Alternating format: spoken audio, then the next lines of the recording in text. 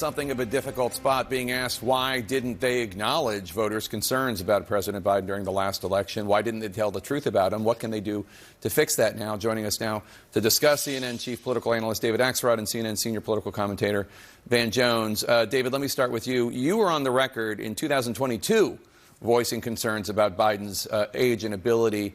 Whom do you blame for the decision of him to run for re-election and the decision to hide his declining abilities as much as they were able to?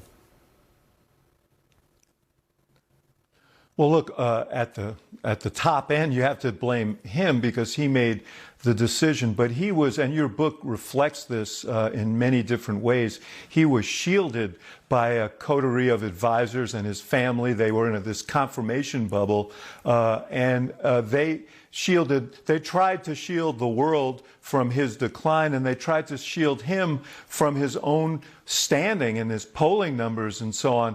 And so at the end of the day, I have to point the finger at the people around him who didn't do him a service by encouraging him to continue. I think it was obvious to the public. It may not have been obvious to a lot of politicians. I actually think it was, but it wasn't politically wise in their judgment to speak out. But it was obvious to the American people, even before that debate, that the president was just too old. He would have been closer to 90 than 80 if he had won re-election, and he already was showing decline. So I blame the people around him because real loyalty, and it's hard when you work for President Jake to tell them hard truths, but real loyalty demanded that they say, Mr. President, it's just not there and it's not in your interest, and it's better for you, the country, and the Democratic Party if you leave now. Van, I remember how emotional you were in the immediate moments after the June 27th, 2024 debate because of what you saw on the stage, and with all this new reporting coming out, and I should disclose that I gave both of you copies of the book so you would have a little bit more information. Do you feel like you were duped, Van? Like, how do you feel?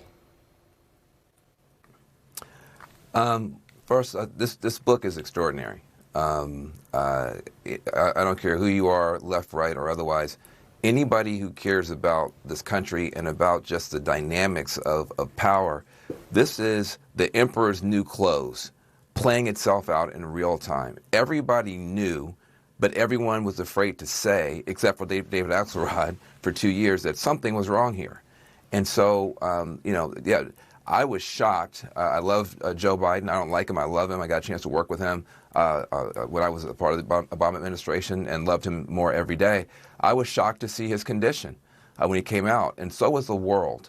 And that wasn't the first time he was in that condition. The book makes it very, very clear. There are people who knew and said nothing. And that is a crime against this republic. And I think the Democrats are going to pay for a long time for being a part of what is now being revealed to be a massive cover-up. And David, in what seemed to be an attempt to get ahead of the book, President Biden and First Lady Biden went on The View, and he still says that if he had stayed in the race, he would have won. What do you think?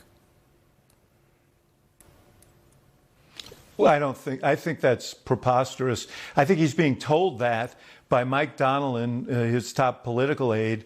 And I've known Mike for decades. Mike is a brilliant guy. He knows. He was a pollster. He was a media consultant. He knows politics very, very well. I think he's just so tied to Biden emotionally that he could not accept the truth, which was it wasn't there. The analytics before the debate, Jake, that within the Democratic Party, within both the campaign and outside the campaign, showed him with less than a 5% chance of winning. And had he run, Democrats would have lost at least 3 more Senate seats, probably would have lost some more states. The damage would have been greater.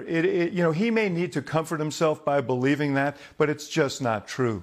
Van, the big question is what now? What now for Democrats? And over the past week, we've seen some potential 2028 candidates, Pete Buttigieg, Governor Whitmer, Governor Pritzker, saying that they didn't know that this was going on, that they didn't know that there were any acuity or cognition issues. We've heard I was busy working, I was too far away, I didn't see it.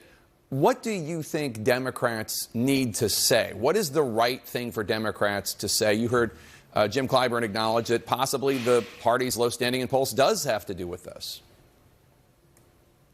Look, I think before you get out there trying to say stuff and persuade other people, you've got to look inside. In 2024, we got beat by W. John Kerry got swift-voted by Karl Rove, and suddenly we're looking at a president that we didn't like, George W. Bush, with a war that we thought was being fought badly, constitutional crisis, and triple red Senate, House, and White House. It took 3.5 years before Barack Obama emerged with a message. What do we do in the meantime? We looked inside. Donors got reorganized as the Democracy Alliance in 2005. Bloggers got reorganized as Huffington Post in 2005. Black voters got organized under Color of Change in 2005. And there was a deep internal reflection. I do not see that happening. I see people, rather than reorganizing, rethinking. Center for American Progress took off in 2005 and came up with a new set of ideas for Democrats. That has to happen. Before we get out here and start trying to tell people why they should like us, we need to look in the mirror, reorganize ourselves, get bad people and bad ideas out of the way, and then we'll be able to come forward in the midterms. But right now, we need to apologize to the American people that we were part of something that wasn't on the up and up. Van Jones, David Axelrod, thank you so much to both of you for getting up early and talking to us this morning. Really appreciate it. Democrats are eager to move forward, but is that possible without first looking back? What I learned from writing the new book